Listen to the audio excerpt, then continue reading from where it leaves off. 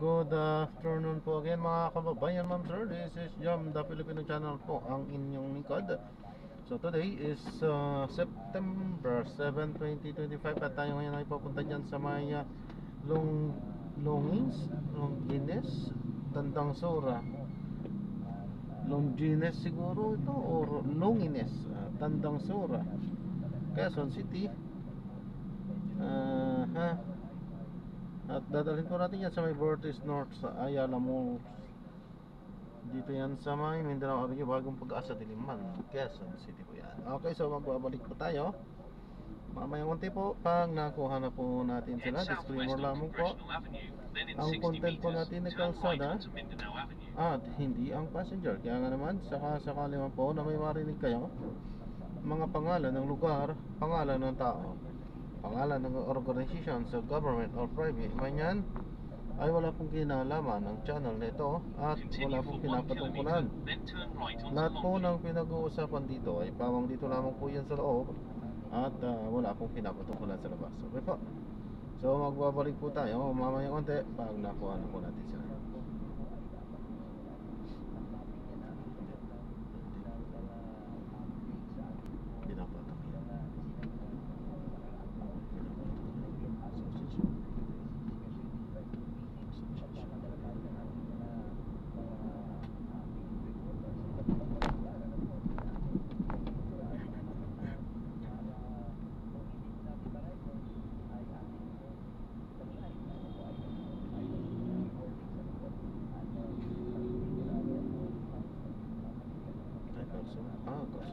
Passenger is sharing their location.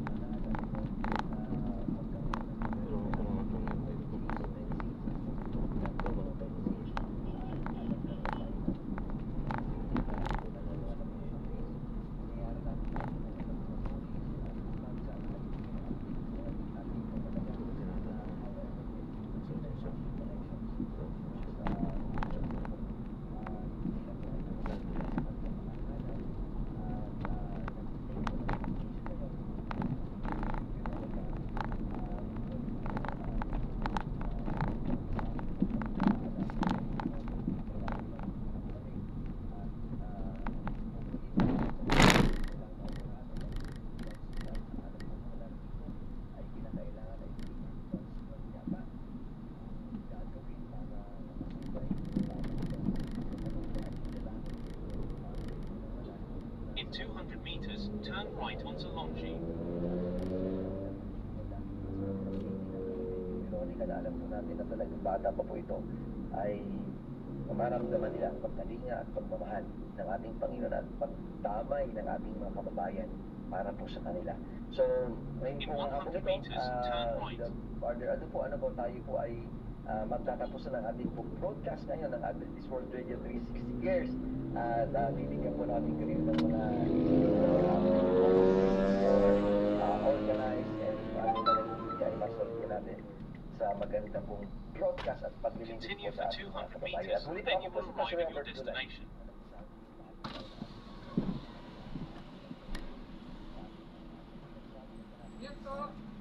Grab po, pick up po. Anong street? Pera may ID?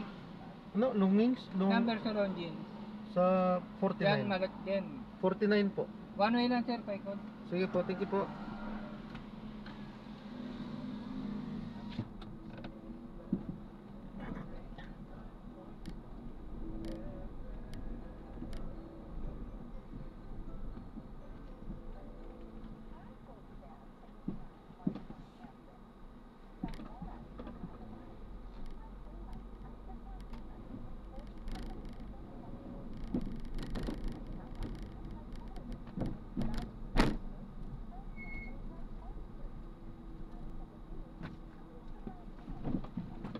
Head northeast on Longines, then in 100 meters, you will arrive at your destination.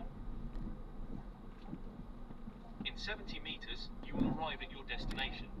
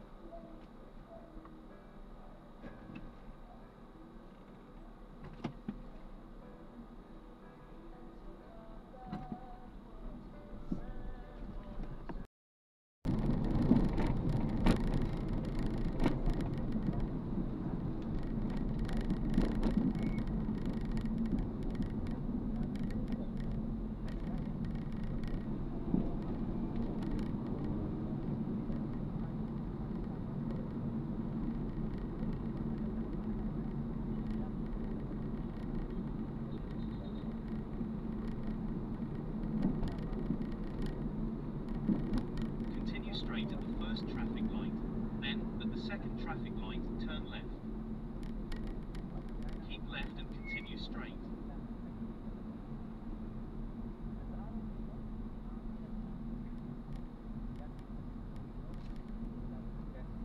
Wala po iba kundi si Pastor Daniel.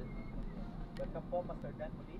Maraming araw po na mabuti po sa inyo at nawa ang lahat po ay nasa mabuting kalagayan at sa ating pong mga tagapakinig at taga-subaybay. Magandang araw po sa inyo lahat. Nagtutuloy tayo kami ngayon.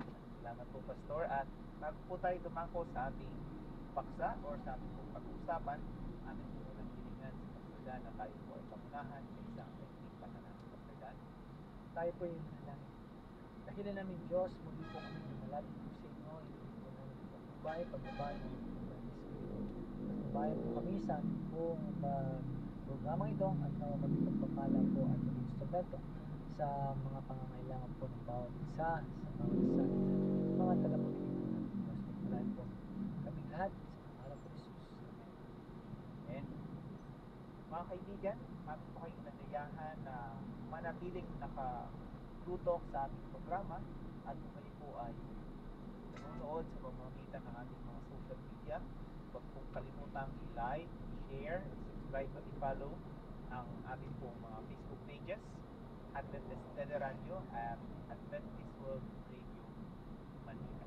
At ngayon pong araw, ang ating pong pag-uusapan ay isang napapanahong usapin sa larangan po ng ating pong pag-uusapan. Ang ating pong pag-uusapan ay may kinalaman po sa pag-ehersisyo o yung exercise, mga kapatid. At ano ba ang kahalagahan nito sa ating pangatawan at ano ang panawagan ng Diyos patungkol sa ating kalusugan. So ating pong ibigay ang panahon kay Pastor Dan. Pastor Dan. Hindi po, maraming salamat sa pagkakataon ito sa ating pag-aaral na sa Syria na isa pong paraan na kalusugan at spiritual. Ito po ay isang patuloy na pag-aaral na tukas po natin sa nagagahan ng puso na Kristiyano at ang mga pag-ibig may malakas na mga ito po. Ang ating pong pag-aaral ay sa ito. Kasama po sa tinatawag po natin na 8 secret of health na nasa ating po mga prinsipyo sa Biblia. Ito isa po sa paraan po na tawag po natin na exercise, no? Ito yung nasa new start, nasa celebration, at po mga pinag-aaralan. Pero ito mahalaga po ba ito? Kasi madalas po ang bahay nasa naibibigyan lang pag may panahon, pag medyo okay lang sila at masyadong busy. Pero ano po ba ang halagahan po? Tignan po natin, no? Ito po ang paraan ng exercise the body, activity that enhances or maintain physical fitness and overall health. Ito isang paraan po natin sa siyensya po, isang po paraan the body movement. Dapat po daw tayo po palagi gumagalaw dahil po tayo ay kananiin ng Diyos na gumagalaw na being, no? So tignan po natin sabi po panghalagahan ng exercise. Sabi po ito physical exercise to health, the risk of health several physical exercise doctor at with regular exercise better, good, better. So ito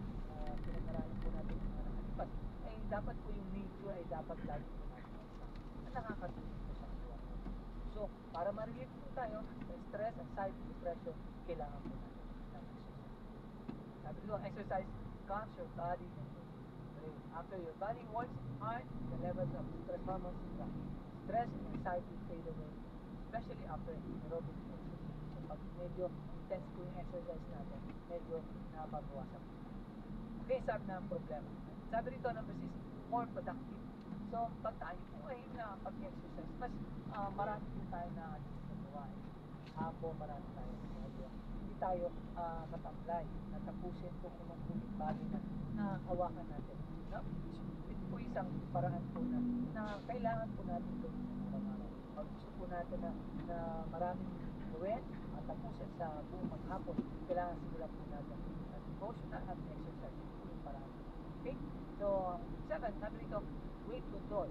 At alam po nyo na ang nadalas po kasi ngayon po ay medyo ang mga work po natin ay lagi po nasa opisina lang at nakaupo lagi.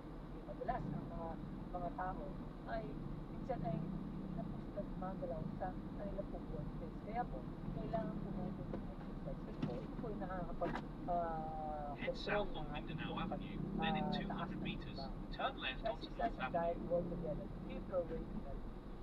So ito po isang paraan na ma-maintain po natin yung ideal body weight po na tawag. Tinatawag ng BMI. Kung ano yung taas mo, ano yung edad mo, kailangan po ay nandoon po sa nakapasok lang sa bracket mo. Hindi ay magiging overweight or underweight po tayo. So hindi po maganda. Pero pag tayo hindi palagi nag-exercise, yun po ay at sabi po ito sa long life at ang exercise, regular exercise can add your years to your life. So kung tingnan po natin pag tayo po palagi ito life na-obserbahan ko ayon sa mga pag-aaral pag tayo In po ay 100 meters, turn left at the traffic light. gawin, may pangarap pa po tayo. Yun po yung nakakadagdag po, nakakaadon sa buhay po natin. Sa paraan po ganito, ay makikita natin, parang may gusto tayo i-achieve pa ng marami. No? Kaya po, gusto pa natin sabihin na, Panginoon, nagsagan mo po ako kasi mag-ibig pa ako. So, ito po yung paraan sa paraan po naman. Regular exercise, ito po yung nagsasabi sa atin na tayo ay kailangan magpag-ibig. Okay? So, titignan po nyo, sabi po ito, at ito po yung new start na tinatawag po natin, no? Sabi dito, take care of your body, it's the only place you have to. So, kung titignan po natin sa karamihan po ng mga tao na yun, ang iniisip po palagi nila kasi pag tayo po raw ay nabubuhay, ay iniisip po na kailangan kumain ng kumain, no? Yun po yung paraan ng kaisipan po natin, na kaya nabubuhay para kumain. So, sa mga pinag-aralan po natin na nakatipan, kaya po tayo kumakain para mabuhay, kaya tayo nag-exercise para tayo ay magkaroon ng buhay hindi na mas mabuhay. So ito po yung paraan na nakakatulong po sa ating kalusugan at sa kabuuan ng personalidad at pagkatao po natin. So ang aspect po ng exercise kung titignan po, hindi lang po siya sa katawan nakakapag-function. Sa maraming aspeto ng pagkatao po natin, social, spiritual, emotional, at physical. Yun po yung lahat. Kasi pag kayo po nag-exercise, marami kayong kasama, may kabado ka, nakasama ka mag-jogging, kasama ka laro. Yun po yung mga paraan ng mga exercise natin. Ito po, yung po yung paraan na yun na ginagawa po natin ay holistic po siya nakakita ng kaya po, pagkaitan tayo lumabas, araw, no? Ito po yung paraan natin na kailangan, pag tayo nasa labas, marami tayo mas magagawa. Ito po yung beneficyo ng kabuuan ng exercise natin. Lalo-lalo na pag ito yung ginawa po natin outdoor. No? Kaya po, ang paraan po ito ay sikapin po natin sa ating mga parang, ano lang po yan eh, parang sa spiritual na parang kailangan ng exercise ay dapat ginagawa natin. Nabasa natin. In 100 meters, turn left at the traffic light. Sa ulit panahon ay huwag kayong mag-alala na kung anong sasabihin niyo sa mga tao. Ipapaalala sa inyo ng banal na espiritu. Pag hindi natin in-exercise ang salita ng Diyos sa Biblia, hindi natin binabasa, anong ipapaalala sa atin? So, ganun din po ang katawan po natin. Pag hindi po natin in-exercise, hindi po natin mamememorize yun. Okay? Kapag kayo po naglaro ng tennis, may tinatawag na body routine. No? Pag palagi nyo ginagawa yung motion na yun, so kahit mabigla kayo, yun ang execution. Yun po yung execution na naibigay. Kaya po, kailangan po natin ma-master po yun, ma-practice na lagi sa ating po ginagawa. So yun po yung contribution sa katawan. Salamat po, Pastor Dan. At napansin po natin dito, mga kapatid, alam po natin yung pag-exercise, kaya po natin yung ginagawa para mapalakas yung pangangatawan natin, diba? Para maging physically fit po tayo. Ngayon, Pastor Dan, meron kasi diba, sinasabi nga nila, of course, wala po kasing time talaga to have a regular exercise. Ang ginagawa na lang po nila, if they have time, doon sa araw na yun, or oras na yun, they will, magiging intense yung exercise nila or yung workout nila. So, ano ba yung mas maganda din, Pastor, or why is it mas mahalaga or mas okay na magkaroon ng regular exercise rather than one intense workouts or exercise? Actually po, kaya po sinabi po ng regular, ang katawan po natin, pag yung mga muscle po natin, pag sa mga matatanda po kasi yung mga muscle niya, pag hindi nagagalaw, eh, lumalaylay, naglulusyon. So, ganun din po sa atin. Pag ginawa natin na intention, hindi naman natin agad na din makukuha, ma-preserve. So, yun ay nagagawa pag palagi po nag-exercise tayo. Kahit po intense po yung gawin po niya. Hindi siya, kumbaga, minsan lang yun na naramdaman niya, nag-exercise yung katawan niya. Pero, ang kasunod, ano naman, wala ulit. So, mananamlay din siya. Ganun po kasi ang kailangan po ng katawan natin. Habang ang isang bagay, ang muscle po kasi natin, pag ina-exercise mo, saka siya lumalaki. No? So, yun yung dahan-dahan, may gradual po kasi process yung katawan natin. Kaya pag sinabi mo intense, kahit po sabihin mo, mag-give ka ng mabibigat, eh hindi mo pa rin magagawa yung paraan na kumbaga, yung benepisyo ng katawan na ibibigay. So, kumbaga, napagod ka lang, tapos, kasi sa unang pagtayo po yung nag-gym, unang workout mo, tapos heavy po yung nagpunsabi mo, intense. Eh, lahat ang kasunod mo nun, ay magkakaroon ka lang ng lactic acid, yung pananakit lang ng buong katawan na mananakit. Tapos hindi mo gagawin, sabihin pa ng mga pain reliever. Pero, ang exercise po kasi, pag sa unang ginawa natin, talaga pong may pain na nangyari. Kasi po, yun nga po tinatawag ng lactic acid. Siya po yung nagano. Pero, pag inulit niya yung exercise, saka ulit siya In nawawala. 100 So, meters, ganun po siya. turn right Kaya, onto Burgess kailangan po Drive. talaga ng regular. Kasi, masasanay yung mga muscle at mga bahagi ng katawan. Yun, thank you, Pastor. And how about naman, Pastor, sa pag-stretch? Is it important sa pag-stretch before or after or both dapat gawin natin? Actually po, tama po yun. Kasi po, meron po na tinatawag na warm up at cool down. So, kailangan po talaga pag nag-stretch po, halimbawa, mag-bibig kayo ng mga weights. So, titignan po nyo, kailangan po muna kayo mag-stretching. Kasi yun po yung i-start po ng katawan nyo. Kumbaga, nire-recognize mo, so, kumbaga, ini-introduce mo, mag-exercise ako, papakilala mo ang gagawin mo yun. Kasi basta alam mo po, at kaya po yung In 90 meters, turn right, then in 50 meters, you will arrive at your na destination. nabigla, sabi nila ay naputulan ng isip, kasi po yung intense po nabigla lang. Pero actually po, kung pag tinignan po nyo sa muscle, hindi po siya na, kumbaga, na naputo, kundi yun po yung na-stress lang, na-stress kumbaga yung muscle. You have arrived Na at talagang your mag-pain destination. siya. So, kailangan po, dapat i-reintroduce mo, exercise tayo. Parang sasabihin mo, kondisyon yung katawan mo. Exercise tayo ngayon, kailangan, alam niya na. Kasi po, parang ano lang yan sa mental, kailangan kondisyon mo, kailangan may gagawin tayo ngayon. Pag hindi, parang ang Sige, tamad pwede ng na. katawan. Salamat po, God bless po. And then, when it comes sa exercise, Pastor, kasi sa muscle po natin, di ba pag nag-exercise, lalo na yung mga gym goers Passenger is talaga, sharing their we location. need to rest as well. Kasi nga, hindi yun, parang rest yun para sa kanila, but eventually, rest din yun para sa mga muscles na nag-perform. Wala po, So,